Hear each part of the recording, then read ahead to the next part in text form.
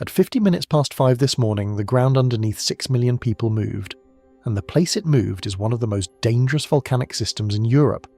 A magnitude 4.4 earthquake struck the Campi Flegrei caldera west of Naples, shallow, loud and long enough that people miles away watched their coffee tremble in the cup like a jacuzzi. It was the strongest shock felt there in years. But the magnitude is not the frightening part. The frightening part is the question it leaves hanging over the caldera, because the one hazard scientists warn about at this volcano is an eruption that gives little or no warning at all, and a strong, shallow earthquake is exactly the kind of event that could nudge it closer. So was this morning the giant rolling over in its sleep or the giant beginning to wake? Before we go any further, if you enjoy what we do here at The Outer Layer, hit like and subscribe so you don't miss any of our daily reads, and drop a comment telling me where you're watching from. Let's get into it. Part 1. The morning the ground spoke. At 50 minutes past 5 in the morning on Thursday, May 21st, 2026, the ground beneath the western edge of Naples moved. It did not move gently. People who were asleep were not asleep for very long after that. People who were awake stopped whatever they were doing and went very still, the way you go still when some animal part of your brain takes over and tells the rest of you to listen. And for a few seconds, that is all anyone could do. Listen. Because the sound came first. A low boom, a roar, the kind of sound that does not seem to come from any single direction but from the rock itself, from underneath, from everywhere at once. And then the shaking arrived, and it was strong and it was long, and for a region that lives on top of a sleeping giant, the only question that mattered was the one nobody could answer yet. Was the giant turning over in its sleep, or was it waking up? This is the story of a single earthquake, a magnitude 4.4, recorded by Italy's National Institute of Geophysics and Volcanology at 5:50 in the morning with a depth of only about 3.1 kilometres, which is roughly 2.5 miles. By the standards of the planet's largest earthquakes, that is not a monster. It would not have made the international news on its own. Earthquakes of magnitude 4 happen somewhere on Earth many times a day, and most of them are forgotten by lunchtime. But this earthquake did not happen just anywhere. It happened directly inside one of the most dangerous volcanic systems in Europe, a place that has been slowly, restlessly, unmistakably stirring for years. It happened under a caldera that sits beneath a metropolitan area of more than 6 million people. And it happened in a location that, even to the scientists who watch this place every hour of every day, was unusual. So before the morning was over, this small earthquake had closed schools, stopped trains, activated emergency operation centres, and pushed Italy's civil protection system toward a heightened state of national readiness. A magnitude 4.4 did all of that. And the reason it did all of that is the reason we need to talk about it. Before we go on, I want to give you the official response in full, because it is the clearest possible measure of how seriously the people whose job it is to take this seriously actually took it. Within hours of the shock, the mayor of Pozzuoli, Luigi Manzoni, issued a public statement. He confirmed an earthquake swarm ongoing since 5:50 in the morning, being monitored together with civil protection and the Vesuvius Observatory. He announced that the municipality had activated its operations centre, that technicians had been mobilised to inspect the territory, and that school instruction would be suspended so that school buildings could be checked for safety. The neighbouring municipality of Boccoli ordered all of its schools closed for the same reason. The municipality of Quarto followed suit. Rail service on the Cumana and Circumflegrei lines, the local railways that serve the Flegreian area, was temporarily suspended pending static safety inspections of the infrastructure. And the response did not stop at the local level. Italy's civil protection apparatus moved to elevate its posture, with reporting indicating a heightened state of national mobilisation signed in connection with the Campi Flegrei situation. Now look at that list again and remember what triggered it. A magnitude 4.4. An earthquake that, in a stable place, would barely register as news. School closures across multiple municipalities, suspended rail lines, activated emergency operations, a step toward national mobilisation. That is not the response a society gives to a minor tremor. That is the response a society gives when the minor tremor happens at a place where minor tremors are never only minor tremors. The scale of the official reaction is, all by itself, the proof of the thesis of this video. The place is called Campi Flegrei, in English the Phlegreian Fields, the burning fields, and the name is not poetry, it is a description. Campi Flegrei is not a single volcano with a single cone, the neat triangular mountain that a child would draw. It is a caldera, which is something stranger and in its own way far more unsettling.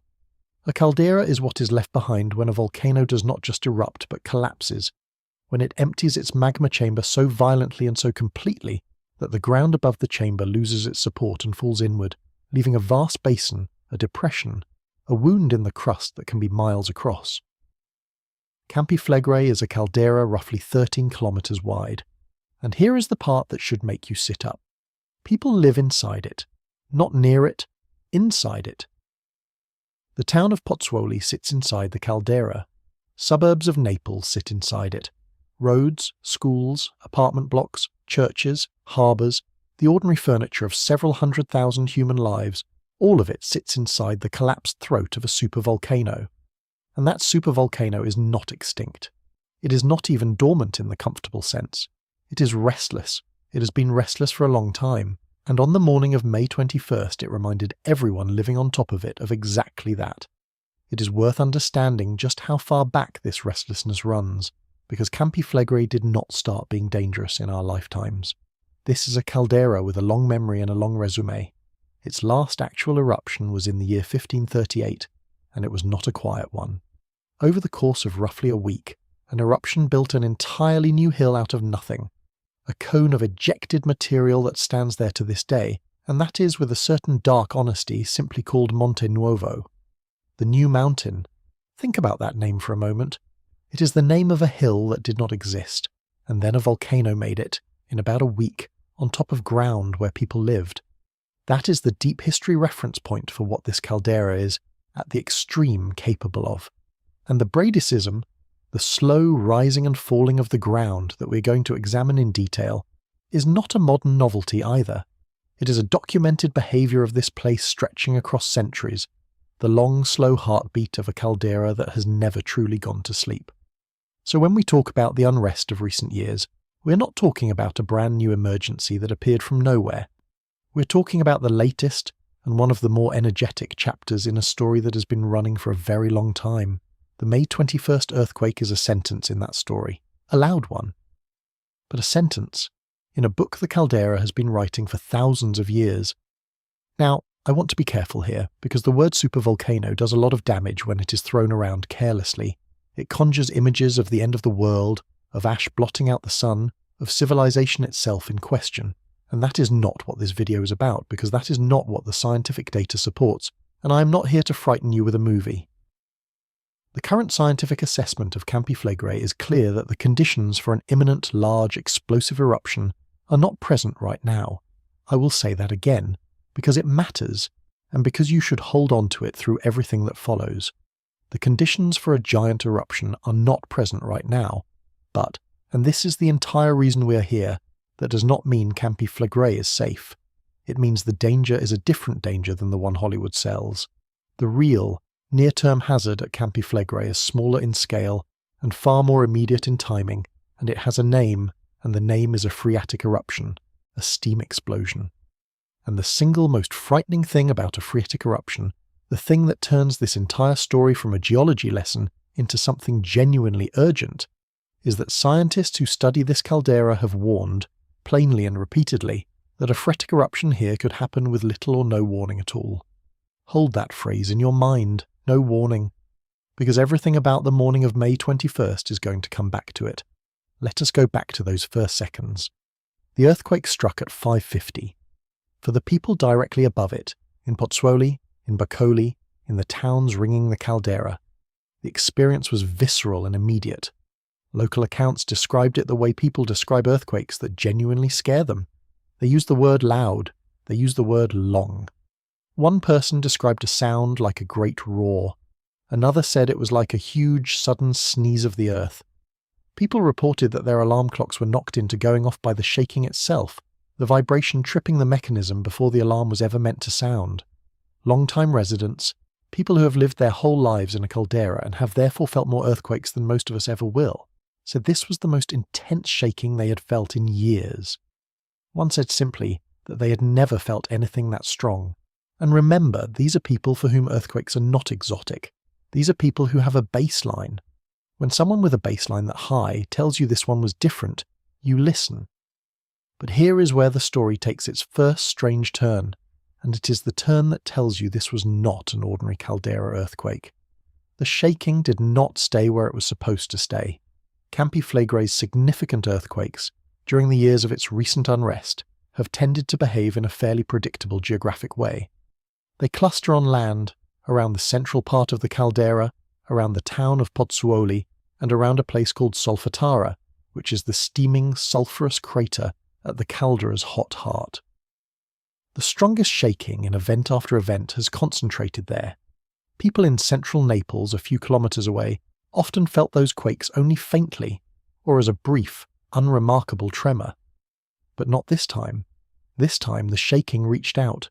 It was felt clearly across the wider Neapolitan area, in the city districts of Posillipo, of Vomero, of Bagnoli, of Fuorigrotta, and in municipalities scattered well to the west of the caldera.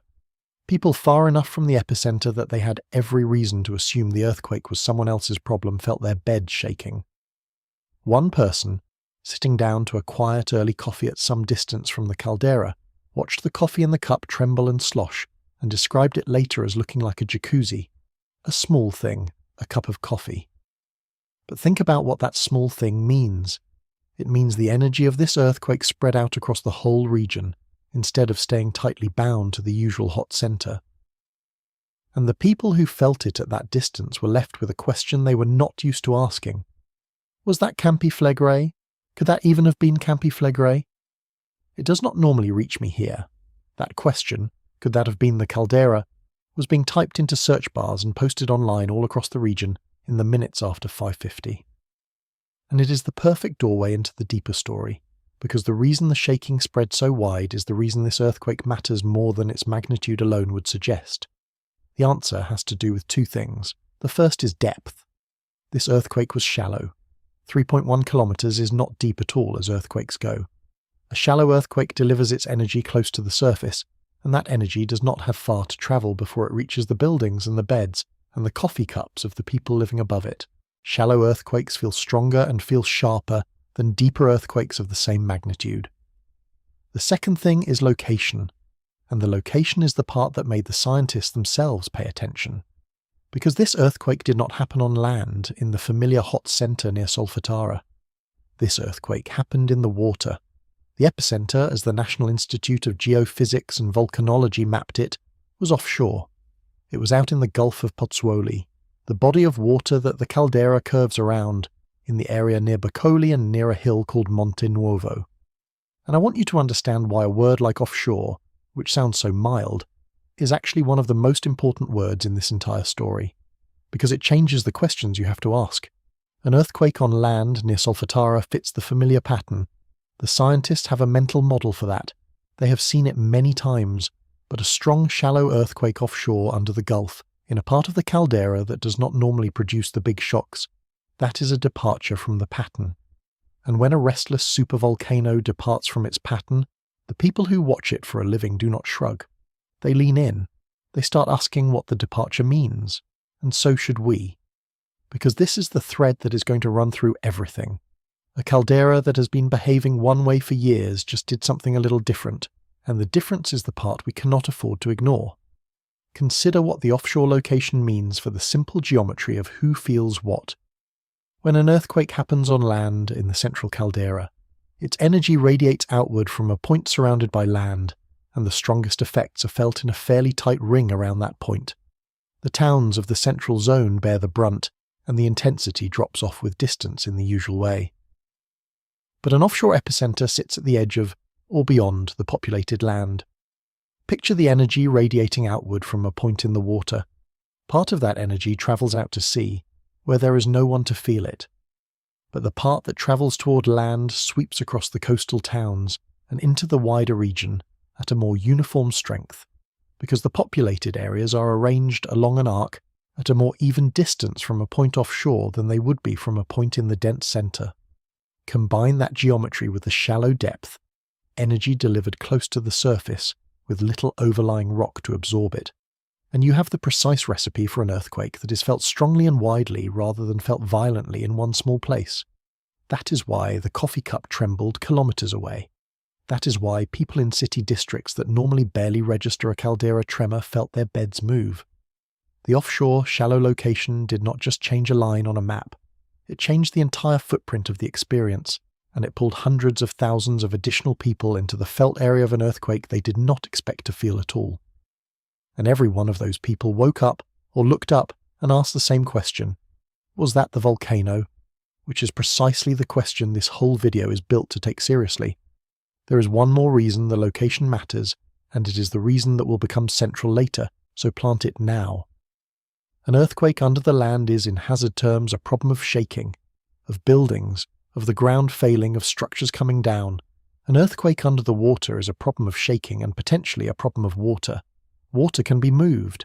A sudden, forceful disturbance of the seafloor, whether from the shock itself or from the failure and slumping of unstable underwater ground, or from volcanic activity beneath the Gulf, can displace water, and displaced water is the raw ingredient of a wave. I am not telling you a wave is coming. I am telling you that the moment a strong, shallow earthquake happens offshore at a restless caldera, you have added an entire category of question that an on-land earthquake simply does not raise. The offshore location is not a detail, it is a multiplier. Hold that thought.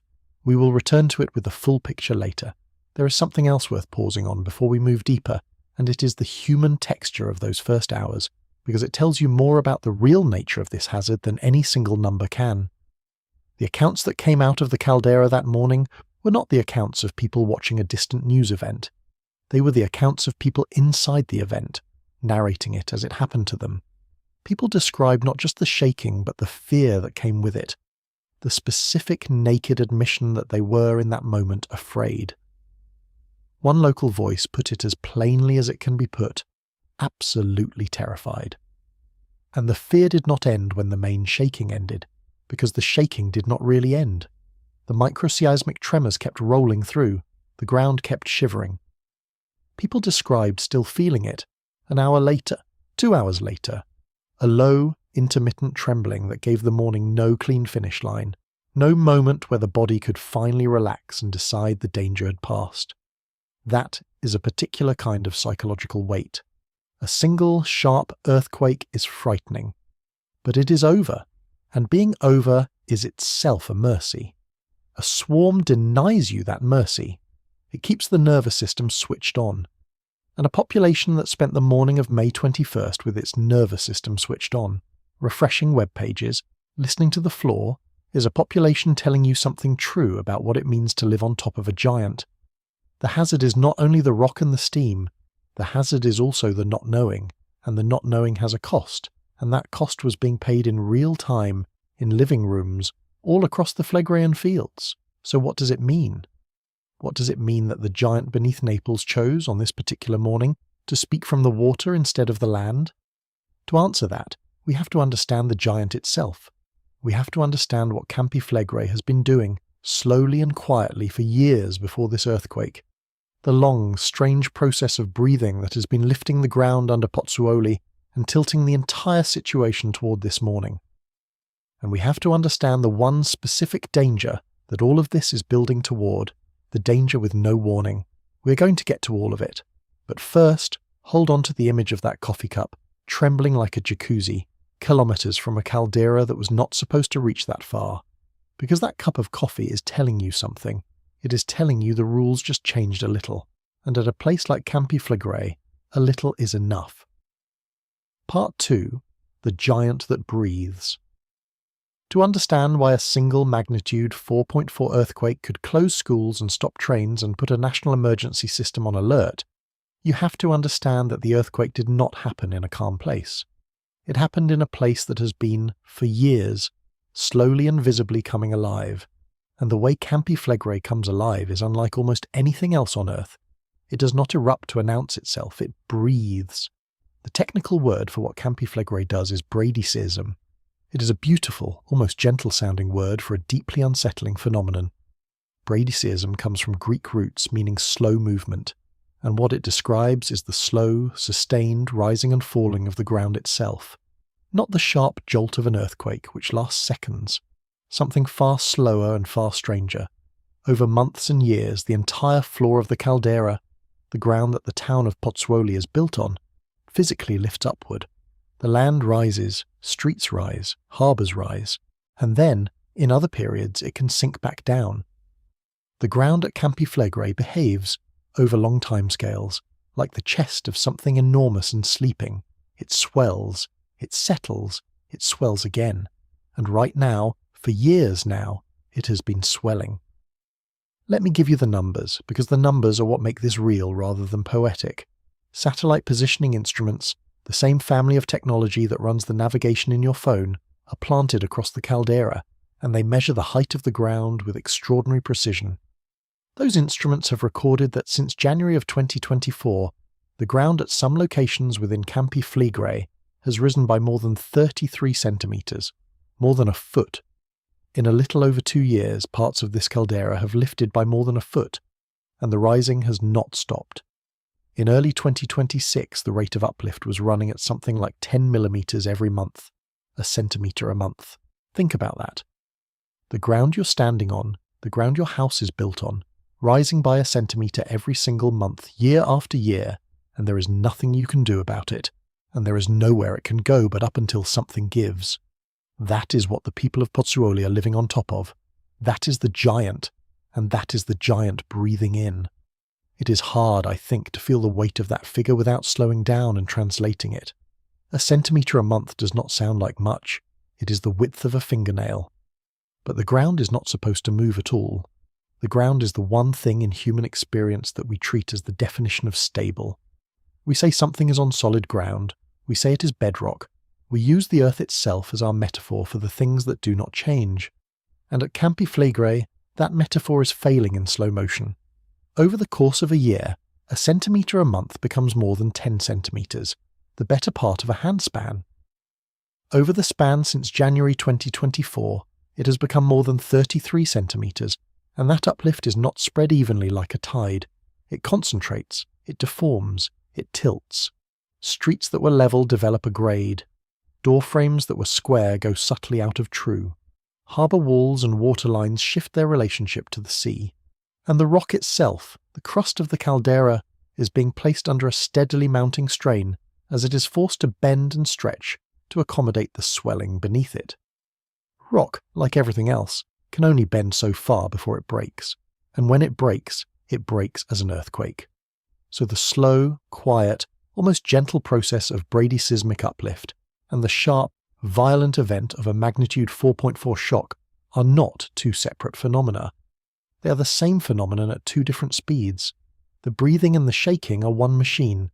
The earthquake on May 21st was, in the most direct sense, the sound of strained rock, somewhere in that machine finally giving way.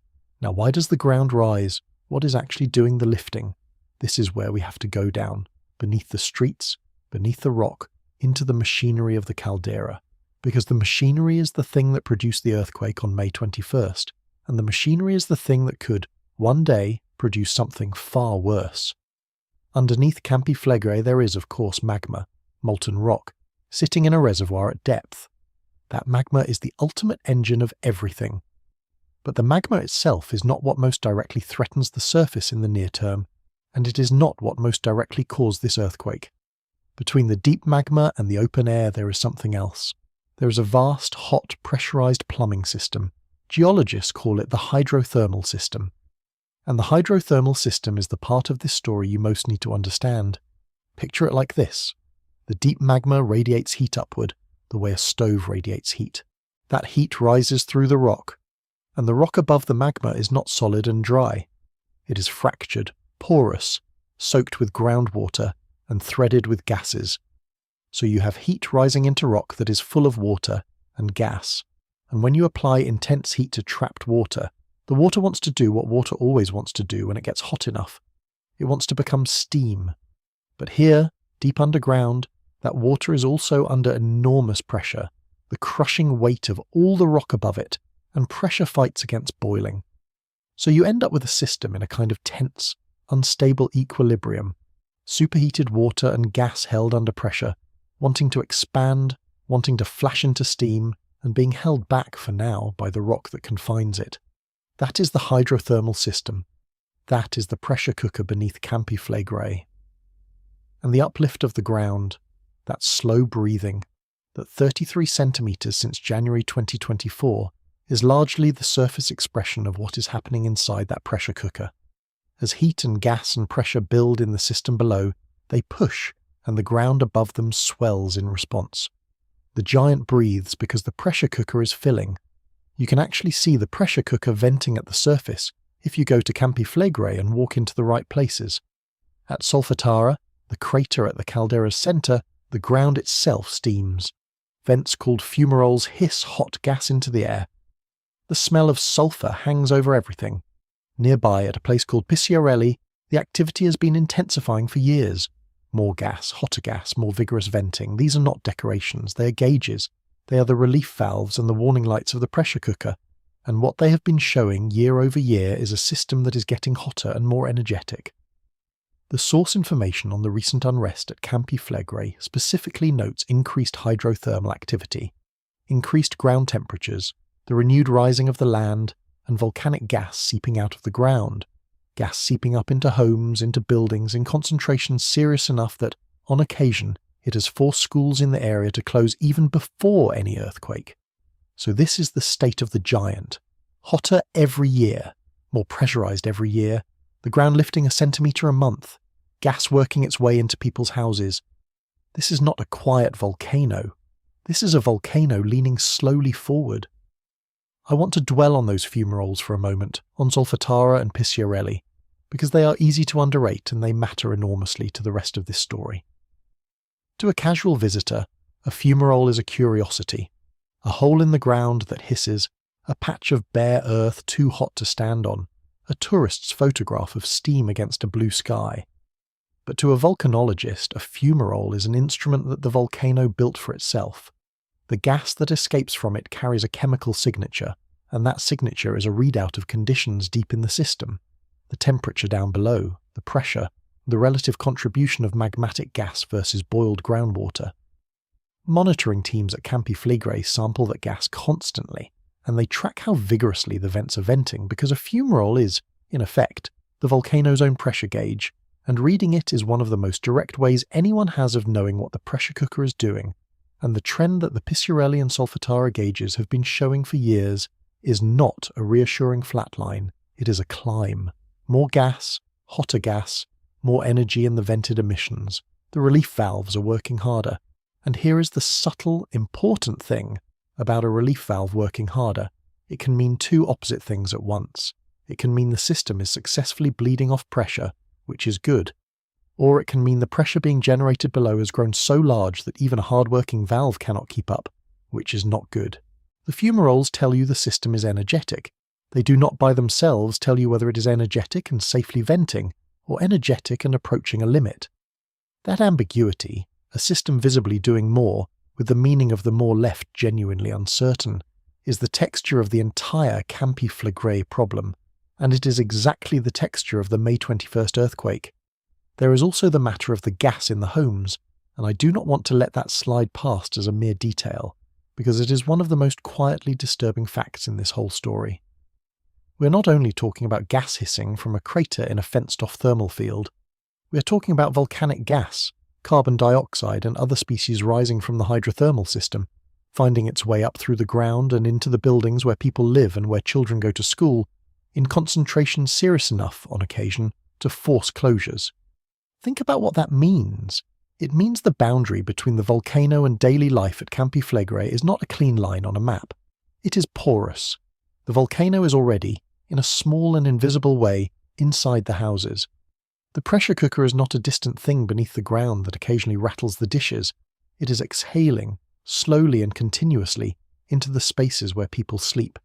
And every one of those facts, the climbing fumaroles, the gas in the buildings, the rising ground, is part of the same single message. The hydrothermal system is loaded, and a loaded system is a system in which a sharp shock, like the one on May 21st, is never just a shock. And this is the context, this is the only context that makes sense of it, in which a magnitude 4.4 earthquake arrives at 5:50 in the morning. because in a normal stable place, a magnitude 4.4 would be a minor news item, a brief tremor, a few rattled shelves. But Campi Flegrei is not a normal stable place. It is a pressurized, inflating caldera that has been trending in one direction for years. And in that context, every strong earthquake is not just an earthquake. It is a question about the pressure cooker. Did the shaking change anything inside that hydrothermal system? Did it open a new crack or seal an old one? Did it shift the balance of pressure? Did it bring the system one small step closer to the moment when the superheated water finally wins its long fight against the rock and flashes explosively into steam? Those are the questions. And the reason those questions are so hard to live with is that, on the morning of May 21st, nobody could answer them. Not the residents. Not in those first hours, even the scientists. There is one more piece of background you need, because it tells you how a system like this actually behaves over the long run, and it is genuinely worth knowing. Scientists have studied the acceleration of the unrest at Campi Flegrei, and some of that work has tried to project where the current trend is heading. One line of analysis suggests that, if the present rate of acceleration continues, the caldera could reach what is called a critical mechanical threshold sometime in the early 2030s, a window often cited as roughly 2030 to 2034. Now, I need you to hear the rest of that sentence, because this is exactly the kind of fact that gets ripped out of context and turned into a doomsday headline. The scientists who produce these projections are explicit every time that reaching a critical mechanical threshold does not mean an eruption. It does not mean a date for the end of the world. It could mean a regime change, the opening of new fractures, a step up in fumarole activity, localized failures of the ground. It is a threshold in the behavior of the rock, not a countdown on a bomb. But here is why I tell you about it anyway. It tells you that Campi Flegrei is a system on a trajectory. It is not random. It is not static. It is moving slowly towards some kind of change, even if the precise nature and timing of that change is genuinely unknown. And when a system is on a trajectory like that, every significant event along the way, every strong earthquake, every new swarm, every unusual location is a data point. It is the giant telling you something about where it is on its path. The earthquake on May 21st was one of those data points, and it is time to look closely at exactly what the giant did that morning minute by minute, because the sequence itself has a story to tell. Part 3. A swarm is not a single shock.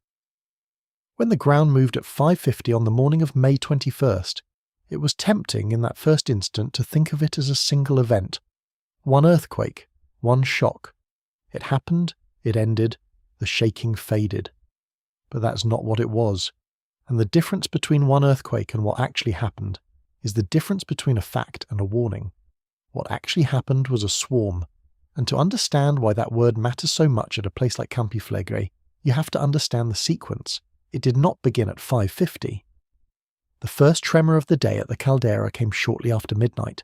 A small one, a magnitude 1.3, the kind of event that, on its own, is utterly unremarkable. Campi Flegrei produces shocks that size constantly. Nobody would have noticed it. Nobody would have remembered it, except that, a few hours later, the big one arrived. The magnitude 4.4 at 5:50. And then the sequence did not stop. 3 minutes later, at 5:53, there was a magnitude 1.2. 4 minutes after that, at 5:57, a magnitude 2.1.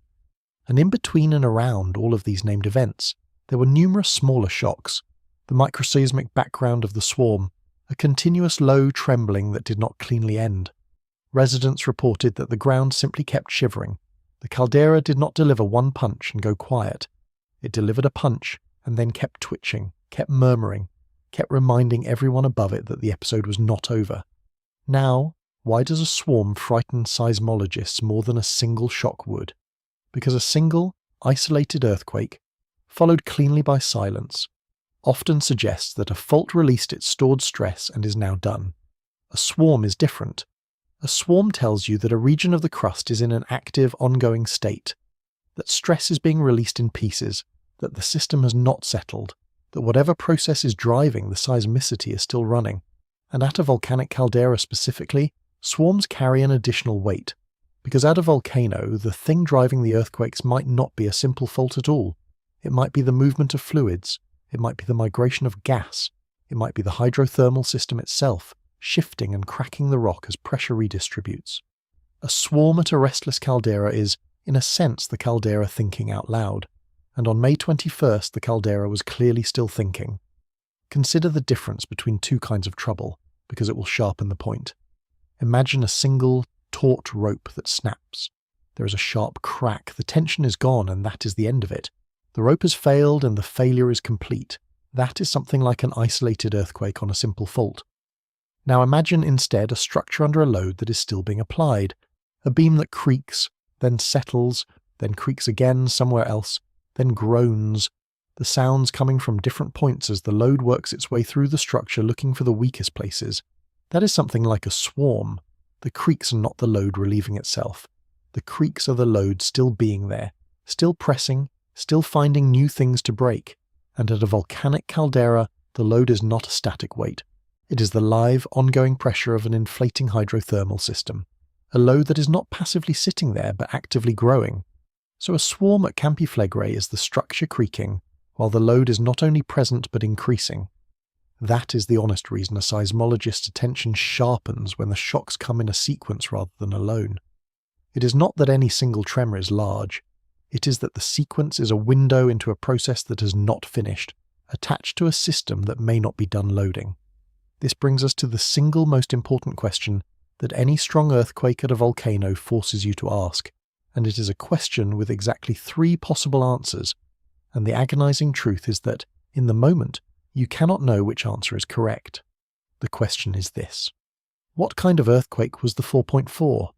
Was it a foreshock? Was it a main shock with aftershocks? Or was it simply an independent event? Let me walk you through what each of those would mean, because this is the heart of the dread, and I do not want to rush past it. If the 4.4 was a foreshock, then it was not the main event at all. It was the warning tremor before something larger. It was the system cracking under a load that has not yet fully released, and the real earthquake, or the real volcanic event, is still ahead. If that is what it was, then the morning of May 21st was the beginning of something, not the end. If, on the other hand, the 4.4 was a main shock, and the magnitude 2.1 and the smaller tremors were its aftershocks, then the story is more reassuring. A main shock with a decaying tail of aftershocks is the signature of a fault, or a region of rock, that built up stress and has now let it go. The system in that reading just relieved itself. It is venting tension, not building it.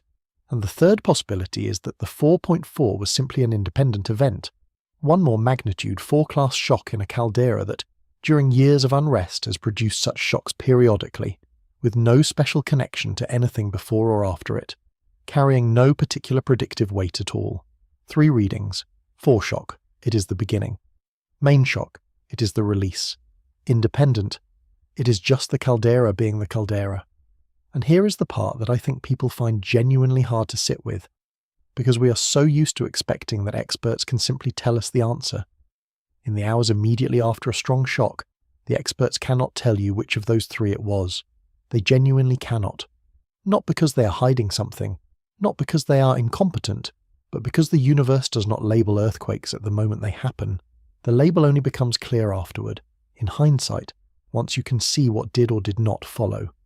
A foreshock is only known to be a foreshock after the larger event arrives. If the larger event never arrives, then the same shock gets relabeled as a main shock, or as an independent event. The identity of the earthquake on May 21st was, in those first hours, genuinely undetermined. Not just unknown to the public, but undetermined in the data itself. And this is not some quirk specific to Campi Flegrei. It is a deep feature of how earthquakes work everywhere on Earth.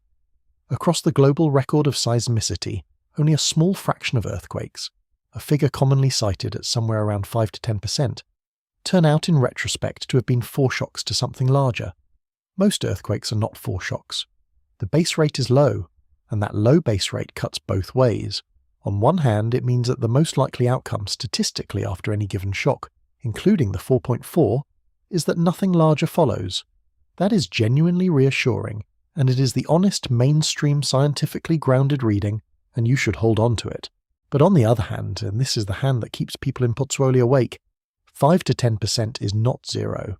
it is not nothing. When you are living inside the caldera, on top of the pressure cooker, and a strong shock rolls through at 5:50 in the morning, the statistically likely outcome is small comfort, because the small chance is the chance that matters, and there is no way, in the moment, to know which side of the odds you are on.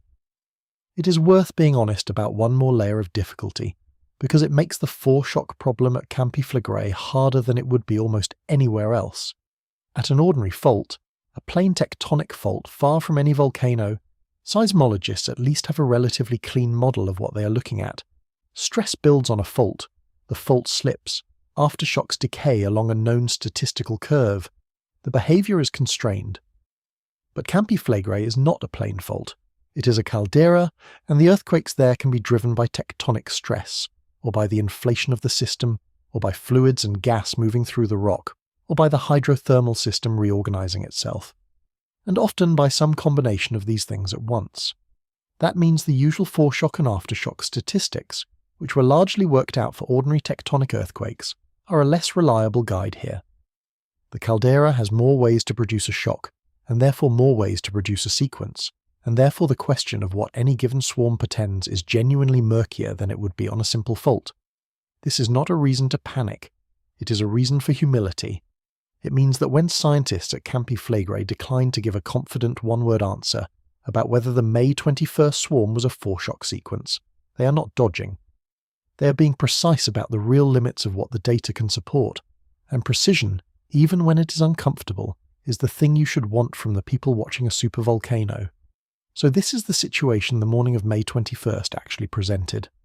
A swarm, not a single shock, at a restless, inflating caldera. A strong, shallow main event in an unusual offshore location. A continuing tremble that would not cleanly stop. And a central, unavoidable question, foreshock, main shock, or independent event, that not even the scientists who watched this place around the clock could answer in real time. That is a hard thing to live with for an afternoon. But the people of the Phlegreian fields did not even get the small mercy of an afternoon of clear information. Because in the hours when they most needed to know what had just happened underneath them, they found that they could not find out at all. And that information vacuum, that strange, frightening silence where the data should have been, is the next part of this story, and it is the part that turns the abstract danger of a phreatic eruption into something you can feel in your stomach. Part 4. The silence. Where the data should have been. There is a particular kind of fear that does not come from knowing something terrible. It comes from not knowing anything at all. It is the fear of the silent phone, the unanswered question, the empty screen where the information is supposed to be. And on the morning of May 21st, the people living on top of Campi Flegrei got a long, uncomfortable lesson in exactly that kind of fear. Put yourself there for a moment. It is 5:51 in the morning. You have just been thrown awake or jolted out of your early routine by a violent, loud, prolonged shaking of your home. You live, and you know you live, inside the caldera of a supervolcano that has been restless for years. Your heart is going. And you do the single most natural thing a modern human being does in a moment of fear and confusion. You reach for your phone, you want information, you want it immediately, and specifically you want 3 things. You want to know what that was, confirmation that it was an earthquake and not something else, not an explosion, not the beginning of something volcanic. You want to know where it was, how close the epicenter was to you, to your children's school, to your escape route. And above all, above everything, you want to know how big it was. Because the size is the thing that tells you how worried to be. The size is the first clue to the question we just spent an entire chapter on. Foreshock, main shock, or independent event. You need that number, so you go looking for it. And on the morning of May 21st, for an uncomfortably long stretch of time, you could not find it. The information was not there. The National Institute of Geophysics and Volcanology, the NGV, is the Italian scientific body responsible for monitoring Campi Flegrei. Its local arm, the Vesuvius Observatory, watches this caldera continuously, around the clock, every day of the year. This is one of the most intensively monitored volcanic systems on the entire planet. There is a dense web of seismometers, of ground deformation instruments, of gas sensors. The data flows constantly, and the INGV maintains public-facing channels where earthquakes are listed. In an ideal world, in the world the residents reasonably expected, a strong, widely felt shock at 550 would appear on that public earthquake list within minutes, and a frightened person with a phone could see it, confirm it, get the magnitude, get the location, and at least know what they were dealing with. That is what monitoring is supposed to deliver to the people being monitored. But that morning, for a real and noticeable period after the shock, the earthquake was simply not visible. People checked the NGV's website and did not find it. People checked the website of the United States Geological Survey, the USGS, which catalogues significant earthquakes worldwide and is often a fast public source, and did not find it there either, or found something confusing and incomplete. Residents who were, in the most literal sense, still shaking, still feeling the aftershocks tremble through their floors, were refreshing pages and getting nothing. And the frustration in the accounts from that morning is palpable, and honestly, it is completely justified. The sentiment was something like, you monitor this place every hour of every day. We can feel it. We are the ones living on top of it. Just release the data, even if it is preliminary, even if it is rough. Tell us something. Now, I want to be fair and precise here because this is exactly the kind of gap that gets twisted into something it is not, and we will deal with that twisting in a moment. The gap was real, but it was not sinister, and the explanation is not a conspiracy. The explanation is the unglamorous reality of how earthquake data is actually produced. When the ground shakes, a network of seismometers records the vibrations, but a recording is not yet an earthquake report. To turn those raw squiggles into the numbers a person wants, a magnitude, a precise location, a depth, the data has to be gathered from multiple stations, processed, cross-checked, and interpreted, and during the first minutes that work produces only preliminary, uncertain answers. And on this particular morning, the difficulty was compounded because this was not one earthquake, it was a swarm. The midnight tremor, the 4.4, the 1.2 at 5:53, the 2.1 at 5:57, and all the microseismic shaking in between. The analysts were not labeling one event, they were trying to characterize a whole live evolving sequence at once, in real time while it was still happening. That is genuinely hard. So the delay was not malice, it was the lag of reality. But, and this is the crucial point, knowing that the delay was innocent does not make the delay harmless, because while the scientists were doing their careful, legitimate work, 6 million people were sitting in an information vacuum, and an information vacuum at a supervolcano is not neutral. It is dangerous in its own right. Here is why. We established that the central question after the shock is foreshock, main shock, or independent event, and we established that you cannot answer that question without, at minimum, knowing the magnitude and the pattern of what is happening. Now imagine you were denied even that. Imagine you're sitting in your apartment in Pozzuoli at 6 in the morning, the floor still occasionally shivering, and you do not even know whether the thing that woke you was a 4 or a 5.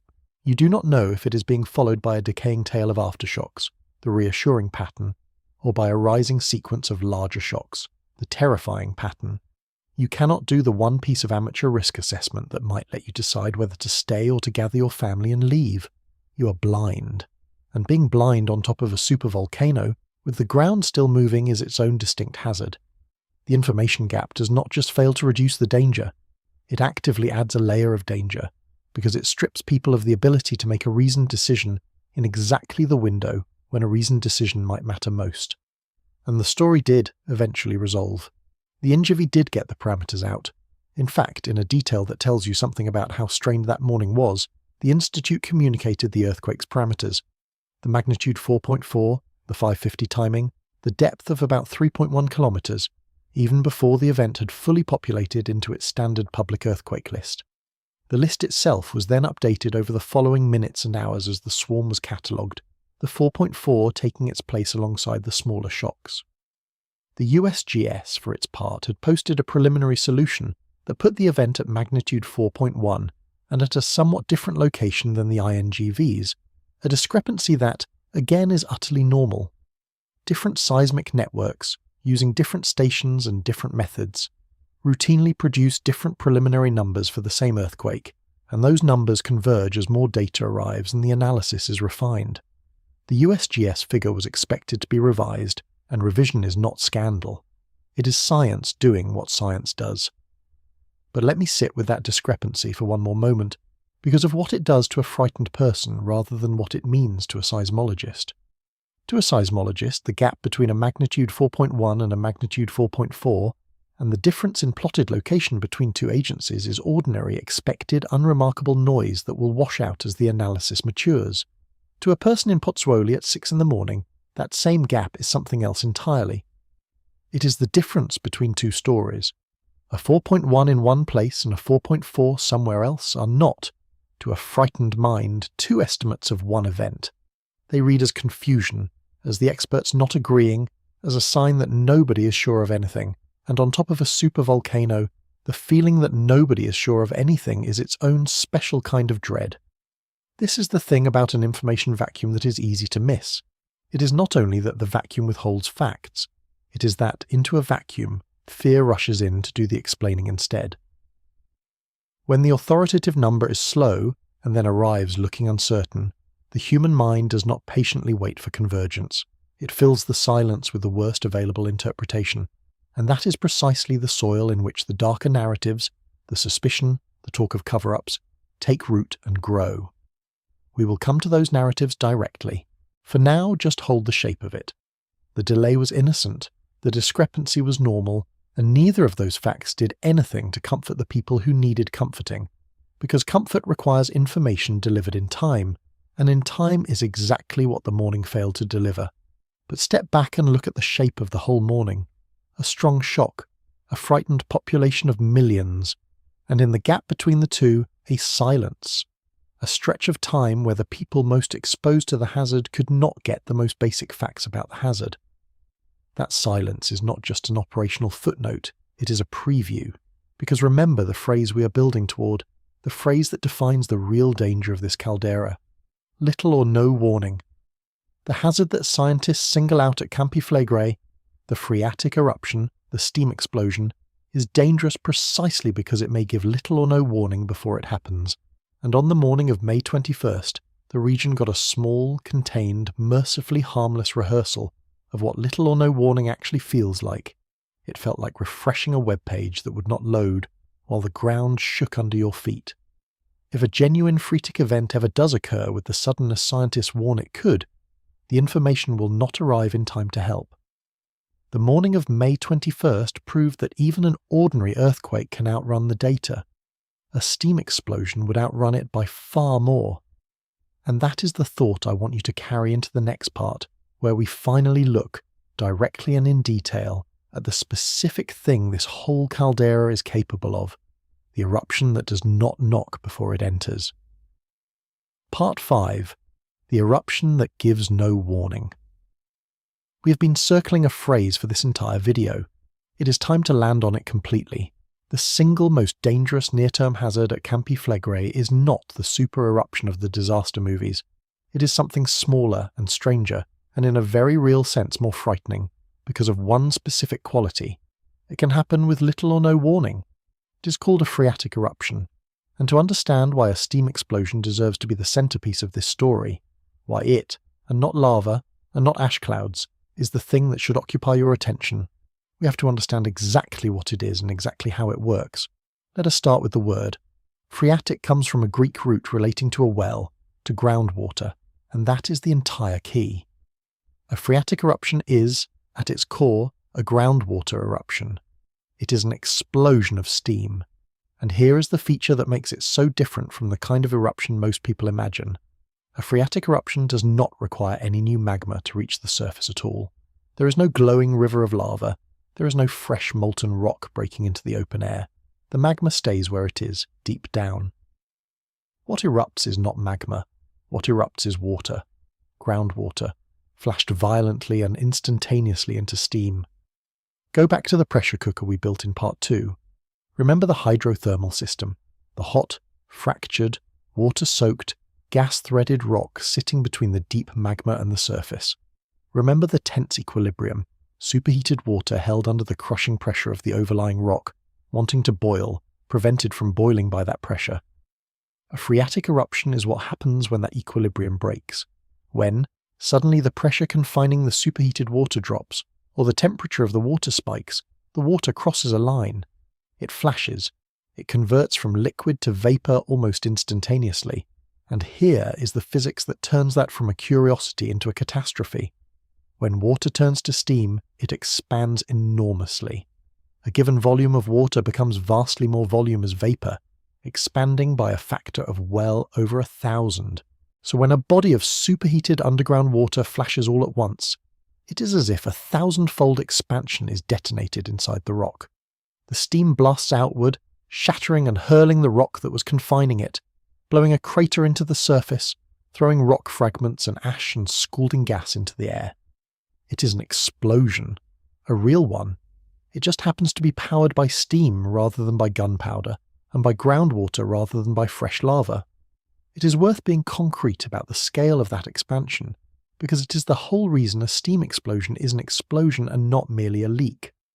When water flashes to steam at the conditions found in a shallow hydrothermal system, a given parcel of liquid becomes vapor occupying many hundreds of times the volume, and at lower pressures the expansion factor climbs well past 1,000. So picture a body of superheated water held in the cracked porous rock beneath the caldera, and picture the confining pressure suddenly released. That water does not gently steam away, it detonates. It tries, in a fraction of a second, to occupy 1,000 times the space it currently occupies, and the only way it can do that is by blasting the surrounding rock out of its way. The rock that was the lid becomes the shrapnel. This is why a phreatic eruption can excavate a crater, hurl blocks of rock, and throw out ash and scalding steam, all without a single drop of fresh magma reaching the surface. The energy was not in magma. The energy was in the pressure, stored up in confined hot water, the way energy is stored in a compressed spring. And a phreatic eruption is simply that spring being let go all at once. Now why is it so hard to forecast? Why the chilling phrase, little or no warning? Think about what triggers a magmatic eruption, the big classic kind. Before fresh magma erupts, it generally has to move. It has to rise through the crust, and rising magma tends to announce itself. It shoulders rock aside, generating distinctive earthquakes. It causes the ground to swell in characteristic ways. It changes the chemistry of the gases venting at the surface. There is usually a build-up, a sequence of signs that monitoring scientists can read, sometimes for days or weeks, like the chapters of a book leading to a conclusion. A phreatic eruption can skip the book. Because it does not need rising magma, it does not necessarily produce that long, readable build-up. The trigger can be something comparatively small and sudden. It can be a relatively quick drop in pressure within the hydrothermal system. It can be the sealing of a vent. A pathway that had been harmlessly letting gas escape becomes blocked. Pressure builds behind the seal with nowhere to go, and then the seal fails catastrophically. It can be a sudden pulse of heat. And, pay attention here, because this is where this morning's earthquake walks straight back into the story. It can be triggered, or pushed toward triggering by an earthquake. A strong, shallow shock can fracture rock. It can crack open new pathways. It can slam old ones shut. It can change, suddenly, the pressure balance inside that delicate hydrothermal system. An earthquake is exactly the kind of fast, sharp event that can knock a tensely balanced steam system over the edge, without the slow, readable warning of rising magma. I want to make that vent sealing scenario as vivid as I can, because it is the mechanism that should genuinely keep you up at night, and it is the one that connects most directly to a morning of earthquakes. Picture the hydrothermal system as a pressure cooker that is, mercifully, fitted with a relief valve, a network of cracks and pathways through which gas and steam can escape gradually to the surface, the fumaroles doing their slow, hissing work, bleeding off pressure as fast as it builds. As long as that valve stays open, the system stays in balance. It is energetic, but it is venting. Now imagine a strong, shallow earthquake rolls through the rock. Earthquakes rearrange rock. They open some fractures and they close others. And suppose, in that rearrangement, the pathways that had been serving as the relief valve get pinched shut, sealed by the shifting of the very rock the earthquake moved. Now the pressure cooker has lost its valve, but the heat from below does not stop. The pressure does not stop building. It simply has nowhere to go. It climbs behind the seal with no release, until the rock confining it can no longer hold, and then it does not vent. It fails all at once as a phreatic explosion. That is the nightmare version of the chain, and notice that it requires no new magma, no long readable build-up, nothing that monitoring would necessarily catch in advance. It requires only a sealed valve and time, and the thing most capable of sealing a valve in a hydrothermal system is exactly the thing the caldera delivered on the morning of May 21st, a strong, shallow earthquake. I am not telling you that is what happened. Nobody can tell you that in either direction. I am telling you that this specific, plausible, well-understood mechanism is the reason a 4.4 at this particular caldera is not something a careful person files away and forgets. Now you see it. Now you see why the morning of May 21st cannot be filed away as just another tremor. We have a caldera whose most acute hazard is a steam explosion that may give little or no warning. We have a hydrothermal system that we know from years of data has been getting hotter and more pressurized. The rising ground, the intensifying fumaroles, the gas in the houses, and into that already stressed, already tense system, on May 21st, the caldera delivered a strong, shallow earthquake, a swarm of them, in an unusual location. The honest question, the one the scientists themselves were holding, is unavoidable. Did that shaking do anything to the pressure cooker? Did it crack a new pathway or seal one? Did it nudge the hydrothermal system a little closer to the edge? Or did it harmlessly relieve some stress? Or did it do nothing meaningful at all? And the honest answer, the same honest answer we keep arriving at, is that in the immediate aftermath no one could know. The earthquake is a perturbation of the very system that drives the no-warning hazard. That is the link. That is the whole reason this video exists. The 4.4 is frightening not because a 4.4 is a large earthquake. It is not. But because of what it might have done, unseen to the steam system below. And the offshore location sharpens this further, because it opens a door that an on-land earthquake would not. The epicenter was in the water, out in the Gulf of Pozzuoli.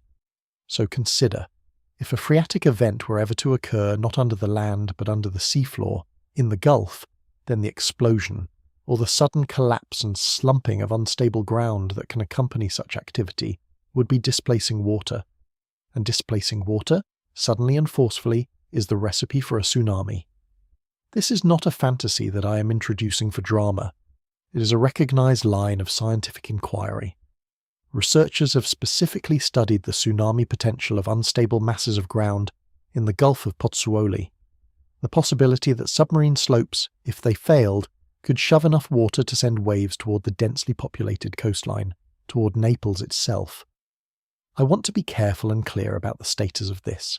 It is a studied hazard, a subject of serious scientific examination, not a prediction that a tsunami is coming.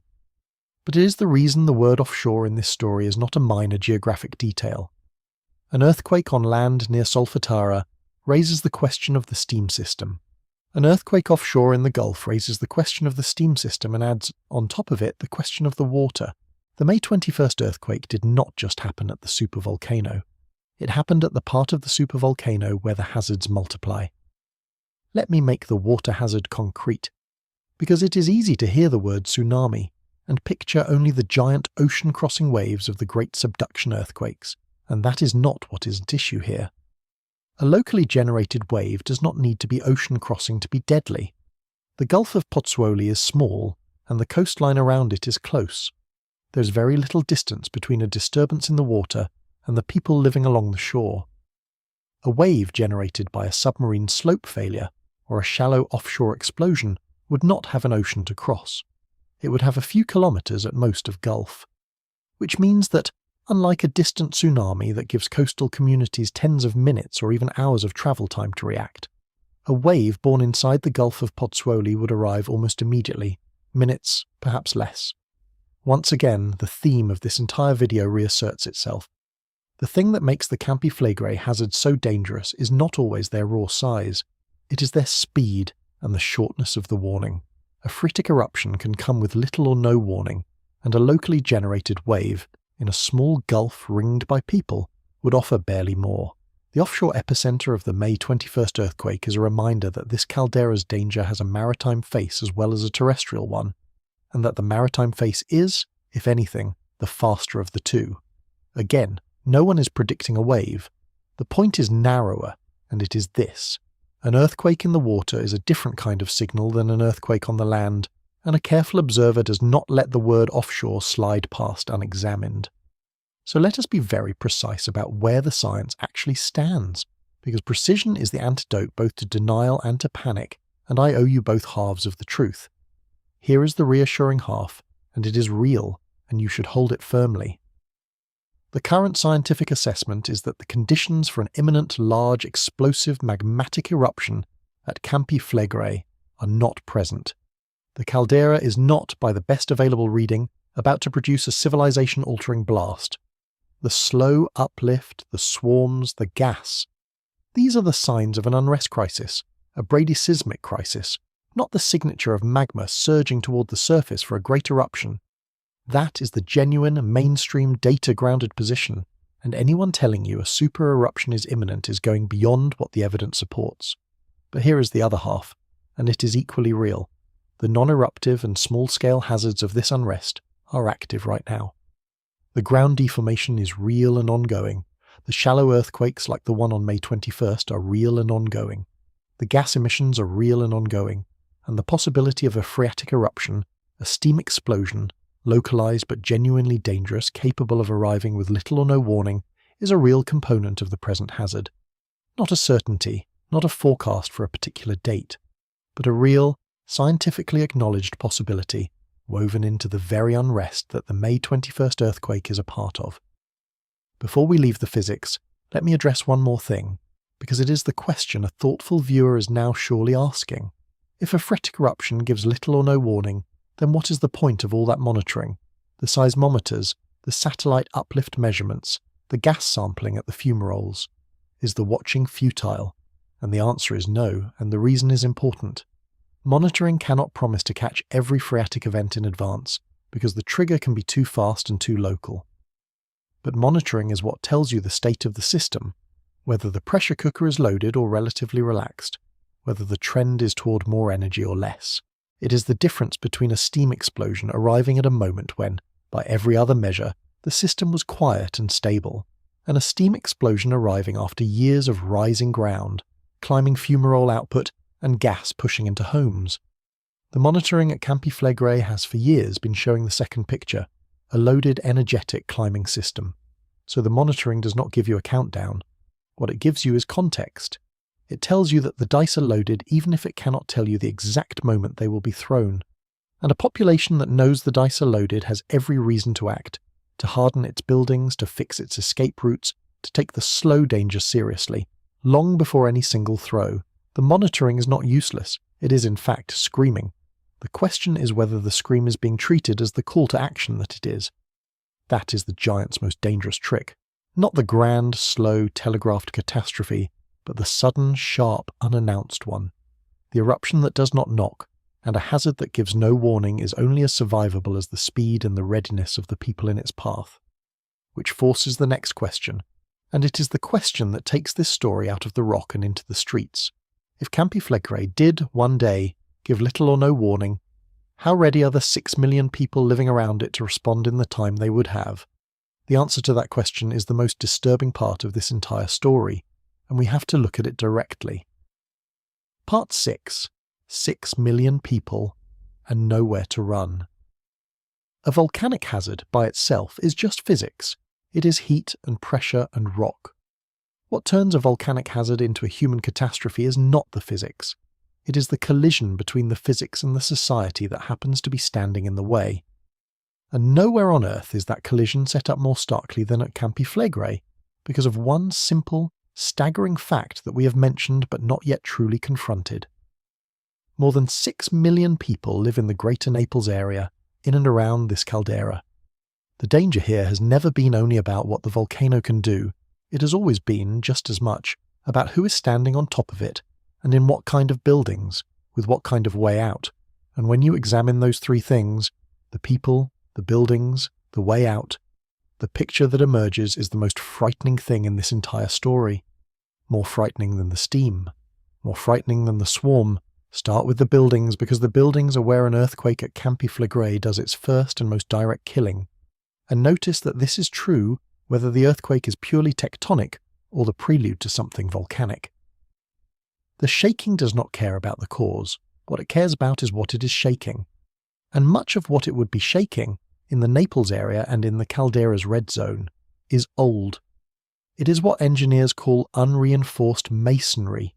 These are buildings, many of them, not all but many, constructed of stone or brick or block, built in eras and in ways that did not include the steel reinforcement, the structural ties, the engineered ductility that allows a modern building to flex and absorb the energy of an earthquake instead of simply shattering under it. Unreinforced masonry does not flex. When the ground moves hard enough, it cracks, and then it fails, and then it comes down, and it comes down on whoever is inside. The warnings from structural engineers about this are stark, and they should be heard plainly. The assessment cited in the source information for this story is that an earthquake in the magnitude 5.1 range striking this building stock could produce a death toll counted not in dozens and not in hundreds, but in the hundreds of thousands. Hold that number. Hundreds of thousands of lives from a magnitude 5.1. By the standards of global seismology, a 5.1 is a moderate earthquake. It is not a great earthquake. It is not a rare monster.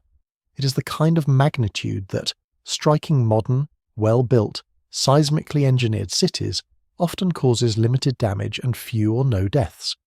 The reason the same magnitude could be a mass casualty event in the Naples area is not the earthquake, it is the buildings.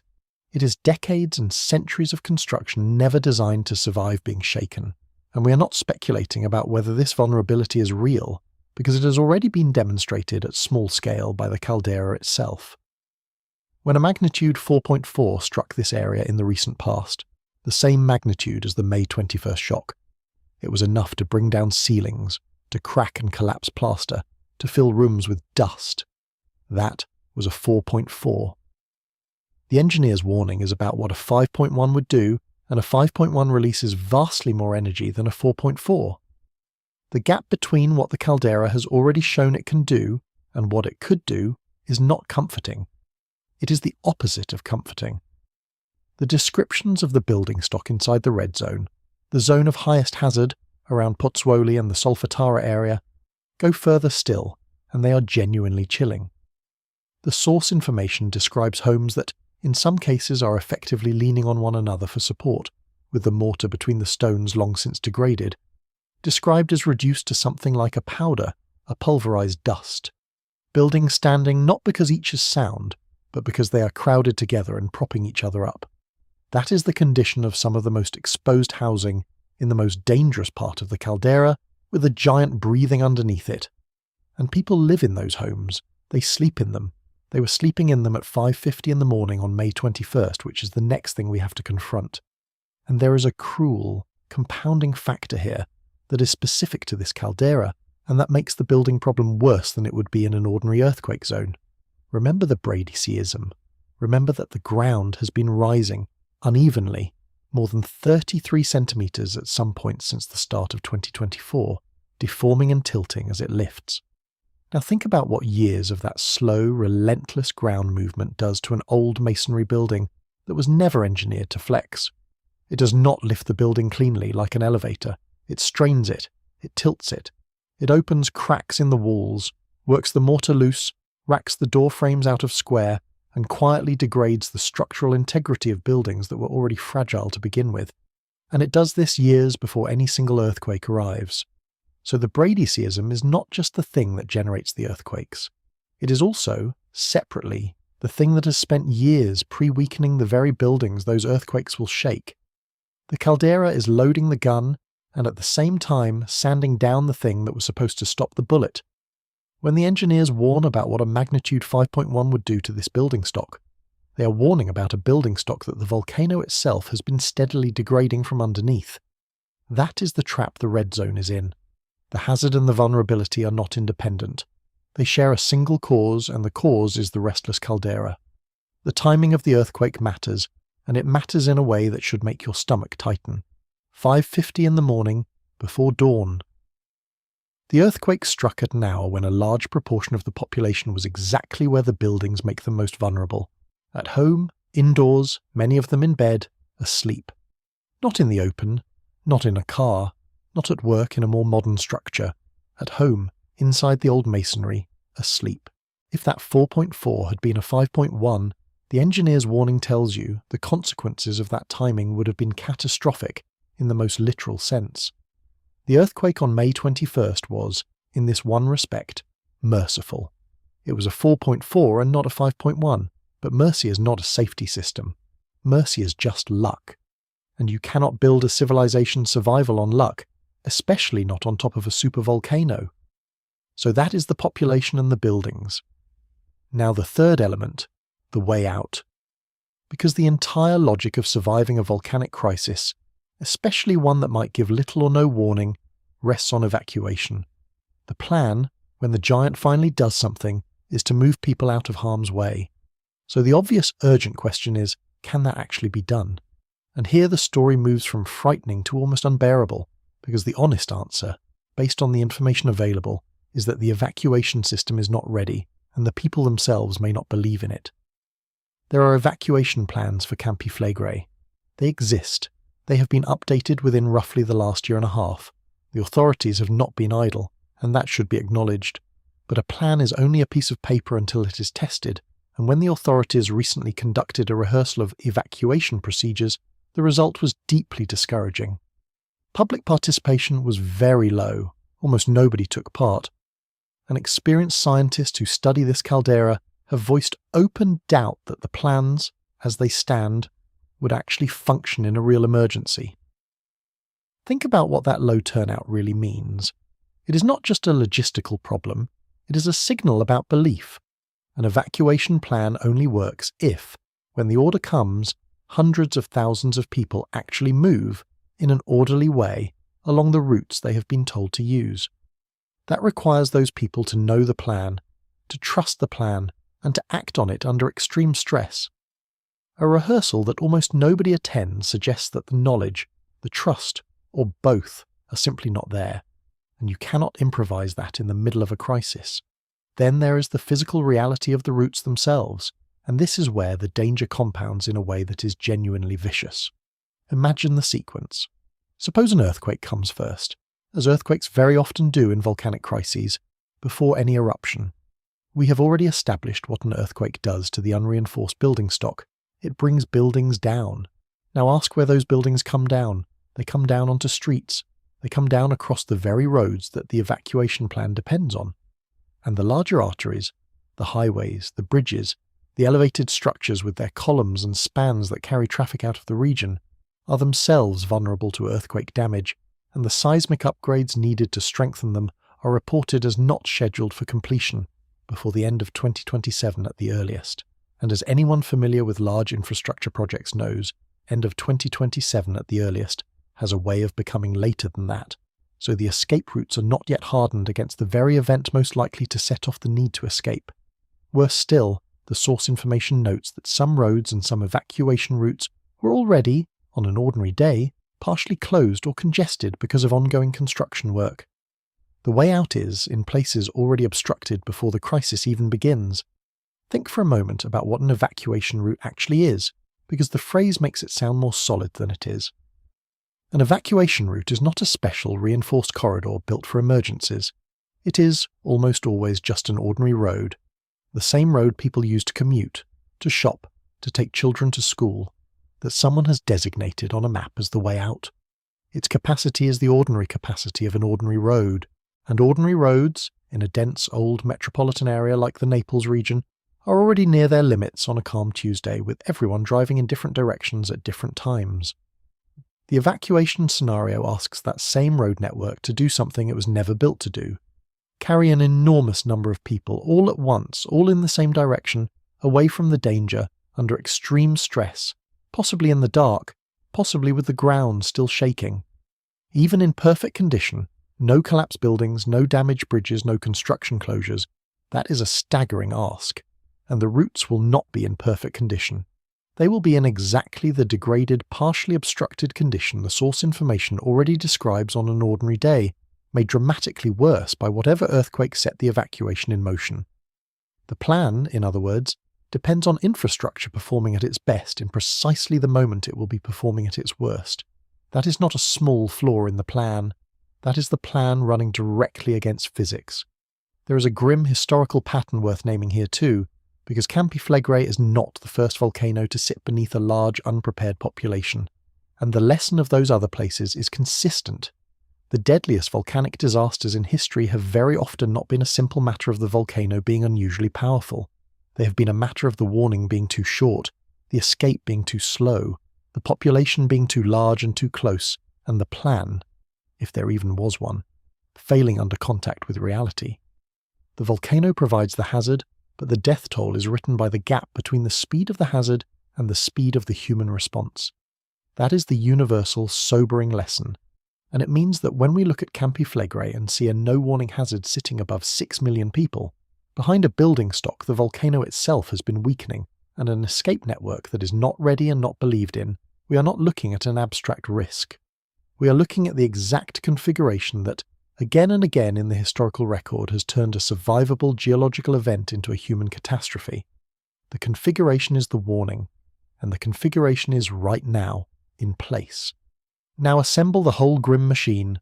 An earthquake strikes the Caldera. Old buildings collapse, killing and injuring people directly and burying the streets in rubble.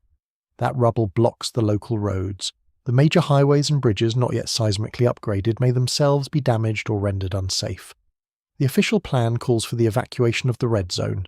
But here is a deeply human factor that the plan cannot fully control. If you live in Naples proper, outside the official red zone, and you hear that the authorities are evacuating the Caldera because of volcanic danger, what do? It is entirely rational not to feel safe simply because a line on a map says your district is fine. Many people, hearing of an evacuation, would choose to leave too, and that means the roads fill not just with the red zone's population, but with a far larger flood of people, all trying to move at once through a network that is damaged, blocked and inadequate. That is the recipe for mass panic. That is gridlock at the exact moment that speed is everything. That is what experienced scientists are warning about when they say the plan would not work. And this is the precise point where the two halves of the danger fuse into one, and where the phrase we've carried through this whole video finally shows its full, terrible meaning. The phreatic eruption, the steam explosion, is the hazard that can come with little or no warning. The evacuation system is the thing that is supposed to save people. But an evacuation needs time. It needs hours, ideally more, of orderly movement along functioning routes. A hazard with little or no warning does not grant that time. And even the warning time that did exist would be devoured by collapsed buildings, blocked roads, unupgraded bridges and panicked crowds. So the no-warning hazard meets the not-ready society, and the gap between them is measured in human lives. That gap, not the steam, not the magma, not the physics of the caldera, is the most dangerous thing about Campi Flegrei. The volcano is a natural hazard. The unpreparedness is a human choice. And of the two, the human choice may be the one that does the most harm. What then is actually being asked for? What do the scientists who have studied this the longest actually want? It is not panic. It is not the abandonment of Naples. The position that emerges from the source information is sober and specific. It is that people should, gradually and over time, be moved out of the most dangerous ground, the red zone, the area around Solfatara, and that at an absolute minimum, no one new should be allowed to move into it. When a home in the red zone is vacated, the suggestion goes, it should be closed, not reoccupied. The land could be turned to something like a park, something that does not put a sleeping family on top of the most hazardous part of a supervolcano. This is not alarmism, it is the opposite of alarmism. It is the patient, unglamorous, deeply sane idea that the way you survive a slow-motion hazard is by slowly, deliberately getting out of its way long before it forces your hand.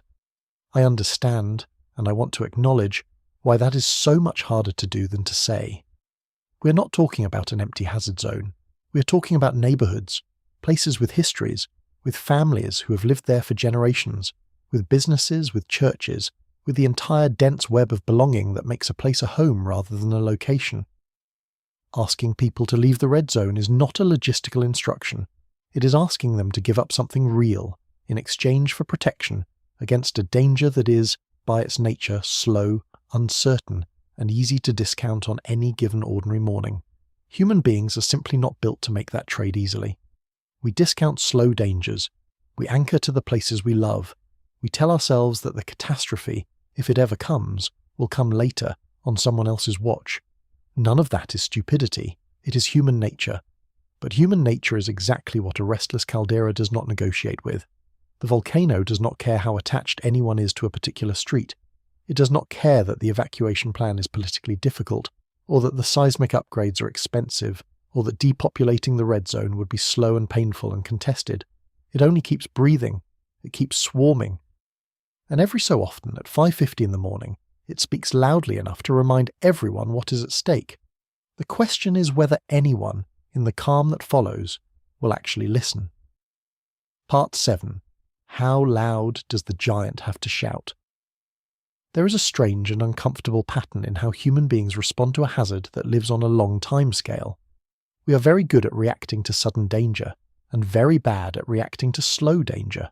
A thing that might hurt us next year, or in the early 2030s, or someday, struggles to hold our attention against the ordinary, pressing business of being alive this week.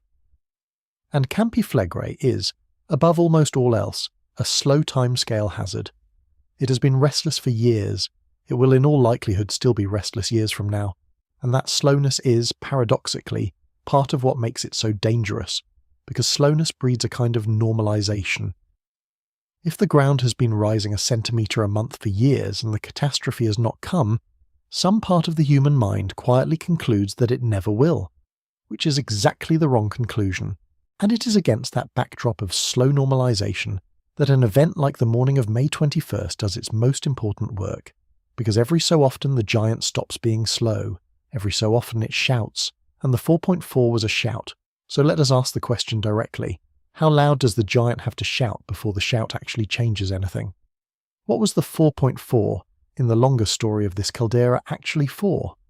I think the honest answer is that the May 21st earthquake was not in itself the catastrophe, and it was not in itself the proof of an imminent catastrophe. We have been careful about that throughout. The most likely reading of the 4.4, statistically and scientifically, is that it was one more strong shock in a long unrest crisis. Possibly an independent event, possibly a main shock that relieved some stress, not necessarily a foreshock to anything larger. The probabilities favour the calmer interpretations, but the earthquake was unmistakably a piece of information. It was a data point on the trajectory, and it carried, packed inside it, 3 separate messages, and each of those messages is something the people and the institutions around Campi Flegrei would be foolish to ignore. The first message was about the volcano's behaviour. The earthquake departed from the established pattern.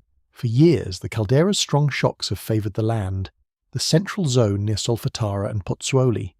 This one came from the water, from offshore in the Gulf of Pozzuoli, near Boccoli and Montenuovo, shallow and strong. A restless system doing something a little outside its recent habits is, by definition, worth attention. It does not mean disaster. It means the giant's behaviour is not fixed, that the caldera retains the capacity to surprise the people who watch it most closely, and that the offshore realm, with its added studied possibility of disturbing the water itself, is part of the active hazard and not just the land. The first message is simply this. Do not assume you have seen the full range of what this caldera will do. You have not. The second message was about the system underneath. We have spent this whole video on the hydrothermal pressure cooker, on the steam, on the phreatic hazard that can come with little or no warning. The 4.4 was a sharp, real perturbation of that exact system. Whether it nudged the pressure cooker toward instability, or harmlessly bled off some tension, or did nothing of consequence, the inescapable fact is that a strong shaking event interacted in some way with the delicate machinery that drives the most dangerous near-term hazard at the caldera. The second message is that the steam hazard is not theoretical and not distant.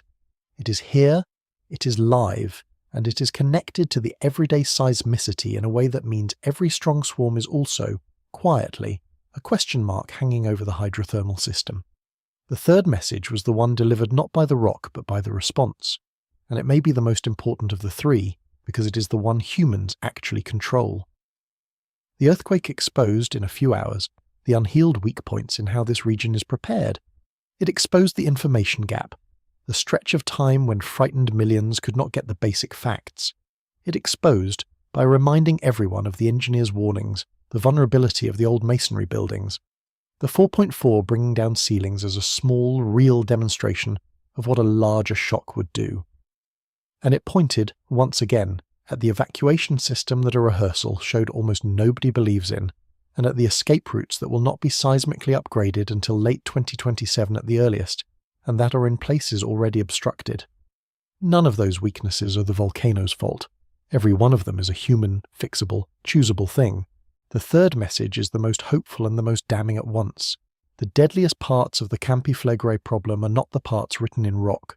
They are the parts written in budgets, in schedules, in public trust, in zoning decisions about who is allowed to live on the most dangerous ground. They are the parts a society could actually change if it decided the slow hazard were worth treating as a real one. Now, I promised earlier that we would deal directly with the darker narratives, the ones that always rise around an event like this, and this is the right place to do it, because those narratives are themselves part of what the morning of May 21st revealed. When the data was slow that morning, when frightened people refreshed the official websites and found nothing, a particular kind of explanation began to spread.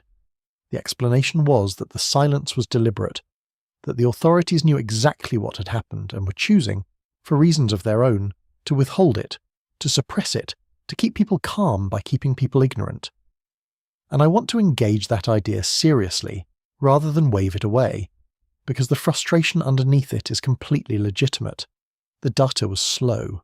People did need it and could not get it. That part is real, and dismissing the feeling would be both unkind and unconvincing. But the inference, that slow means hidden, that a delay is the same as a cover-up, does not survive contact with how this system actually works. We walked through it earlier. Turning raw seismometer squiggles into a magnitude and a location is genuine analytical work, and doing it for an entire evolving swarm in real time is genuinely hard, and that is a far simpler and far more complete explanation for the delay than any conspiracy. And consider the deeper point. Campi Flegrei is one of the most transparently monitored volcanoes on the planet. Its earthquake catalogues are public. The deformation data is published. International agencies like the USGS post their own independent solutions, which is the only reason anyone could even notice that the USGS number and the NGV number briefly disagreed. A genuinely secretive system does not produce multiple competing public datasets that let outsiders check its work. The openness of the data is the very thing that makes the disagreements visible, and people are mistaking that visible, messy openness for evidence of concealment when it is actually evidence of the opposite. The same logic dismantles the related claim that the magnitude was deliberately downgraded, that the 4.4 was really larger, and the number was quietly shaved to prevent panic. The preliminary estimates that morning genuinely range from the high 3s to as much as 4.6 before settling, and the USGS solution and the INGV solution differed. To a suspicious eye, that looks like a number being managed. But preliminary to final revision is not a scandal, it is simply seismology in motion. Magnitudes are refined as more station data arrives, and the refinement runs in both directions. Events get revised up at least as often as down. The fact that you can see the revision happening in public across multiple independent agencies is again the fingerprint of an open system, not a managed one. And then there is the most extreme version of the alternative narratives, the claim that the earthquake itself was somehow artificially produced, engineered, triggered by some human technology. This one collapses on simple arithmetic. The energy released by even a moderate earthquake is colossal, and the colossal scale of it sits many, many orders of magnitude beyond anything any human technology has been shown capable of delivering into the deep crust. You do not need to trigger an earthquake at Campi Flegrei. The Caldera has a decades-long, exhaustively documented bradyseismic process, an inflating system with a clear physical mechanism that produces these shocks all on its own. The restless caldera is a complete explanation. It needs no help, and crucially, it leaves no room for one. The honest thing to say about all of these narratives is that they are understandable responses to real frustration and real fear, and that they are nonetheless not supported by how the evidence actually behaves. The morning was frightening. The data was slow. Neither of those facts is a secret, and neither of them is a plot. There is one more contrast worth drawing, briefly, because it sharpens what made the May 21st event the kind of event worth a closer look. The source material notes that earlier in the year, on March 9th of 2026, there was a notable magnitude 6.0 earthquake outside the Gulf of Naples. but it occurred at a depth of around 375 kilometres. 375 kilometres down. That is an extraordinarily deep earthquake, far beneath the crust, deep in the mantle, and despite its larger magnitude it is, in terms of the volcanic story, almost a different category of event entirely. A very deep earthquake like that releases its energy so far below the surface, and so far from the shallow hydrothermal system, that it has little to say about the caldera's near-term volcanic hazard. It is a reminder that not every earthquake near Naples is a Campi Flegrei earthquake, in the sense that matters here, and that contrast is exactly what makes the May 21st event significant. The 4.4 was not large by global standards, and not large compared to that deep 6.0, but it was shallow, 3.1 kilometres, and it was right inside the caldera, right in the depth range where the hydrothermal system lives. A smaller magnitude, but placed precisely where it could matter. That is the lesson the contrast teaches. At a volcano, where an earthquake happens, and how deep can matter far more than how big the number is, and this is where the slow timescale problem bites hardest. An event like May 21st generates a spike of attention. For a day, for a week, Campi Flegrei is in the headlines, the schools are closed, the trains are stopped, the emergency operations centres are lit up. And then, if nothing larger follows, and most likely nothing larger will follow soon, the attention fades. The ground keeps rising its quiet centimetre a month. The fumaroles keep hissing, the masonry keeps aging, the bridges stay unupgraded, and the great risk is not that the caldera erupts tomorrow. The great risk is that the shout of May 21st is allowed to fade into the background hum, treated as just another tremor in a place that has a lot of them, and that the window of attention it opened, the window in which seismic upgrades could be funded, in which the gradual depopulation of the red zone could be pushed forward, in which the evacuation plan could be made into something people actually know and trust, closes again, unused. The giant shouted. The question that decides how this story ultimately goes is not a question about the giant at all. It is a question about whether anyone, in the quiet afterward, did anything with what they heard. Because the giant will shout again. It always does. The only thing in doubt is whether the next shout finds a region that used the time, or a region that, once more, simply waited. Part 8. What the caldera was trying to say. Let us return, at the end, to where we began. 50 minutes past 5 in the morning. Thursday, the 21st of May, 2026. The low boom rising out of the rock. The long, strong shaking. And 6 million people, in the dark, suddenly awake, suddenly listening, suddenly asking the one question that no instrument and no scientist could answer for them in that moment. Was the giant turning over in its sleep, or was it waking up? We have spent this whole journey trying to do justice to that question, and the most honest thing I can tell you now that we have looked at all of it is that the question does not have a clean answer, and that the absence of a clean answer is not a failure of the science. It is the truth of the situation. Campi Flegrei is a restless caldera in the middle of a long, slow unrest crisis. The ground has risen more than 33 centimetres since the start of 2024 and is still rising. The hydrothermal system beneath it, the pressure cooker of superheated water and gas, is hotter and more energetic than it was. The fumaroles steam, the gas seeps into homes, and the most acute near-term hazard, the one the scientists single out, is a phreatic eruption, a steam explosion that could arrive with little or no warning.